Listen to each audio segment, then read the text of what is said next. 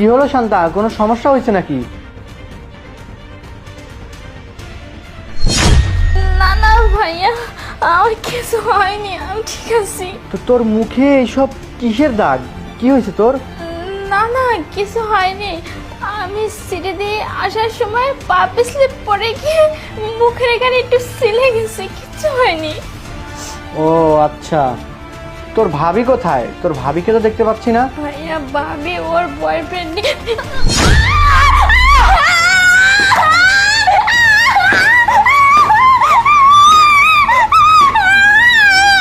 আরে কি হলো শান্তা? শান্তা, আরে কিসের আওয়াজ হচ্ছে? Shanta, hello hello. কি রে, তোর ভাইকে বলে দিবি সবকিছু? আমি আমার বয়ফ্রেন্ডকে বাসা নিয়ে এসেছি, তোর ভাইকে বলে দিবি? একবার খালি মুখটা খুলে দেখ, তোর যে কি অবস্থা আমি করবো না, আসলে তুই কল্পনাও করতে পারবি না। মেরে না তোর হাড্ডি কুড্ডি সব আলাদা করে দেবো, মনে রাখিস। কি বেবি, আমি কি এখানে মারপিট করার জন্য আসছি? আমার এসব আর একদম ভালো লাগছে না। এক কাজ করো, ওকে একদম জীবন্ত মেরে ফেলে দিই। হ্যাঁ, তাহলে আর এই মারপিটের সময়টা পার করতে হবে না। আরে না, ওকে একদম মেরে ফেলা যাবে না। ওকে মেরে ফেলে সমস্যা আছে, এই কাজ করা যাবে না। আয় শোন, এক কাজ কর, যা গিয়ে আমাদের জন্য খাবার বানিয়ে নিয়ে আয়, আর সাথে কফি নিয়ে আসবি। যা যা হট, না, যা। যা। শোনো, ওকে মেরে ফেললে সমস্যা হতে পারে, বুঝছো? এত তাড়াতাড়ি ওকে মারা যাবে না। ওকে না মারার চিন্তা করে যে আসল পথের কাটা তাকে সরাতে হবে, সেই প্ল্যানটা করো কিভাবে করবে। আরে তোমার স্বামী তো একদম বোকা, ওকে যা বোঝ দেবার তাই করবে।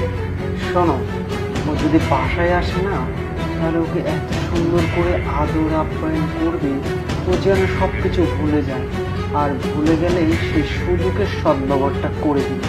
যেমন পাউরুটির মধ্যে বীজ দেওয়া যায়, যেমন পাউরুটির মধ্যে পিন দেওয়া যায়, সুই দেওয়া যায়, ঠিক সেইভাবে খাবারের মধ্যে কোনো কিছু একটা মিশিয়ে আদর করে খেয়ে নেবে।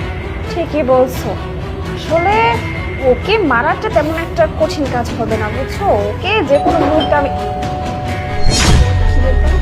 এখন আবার কে আসলো? ও তো ডিউটিতে চলে গেছে। আচ্ছা, আমার স্বামী আসতো নাকি আবার?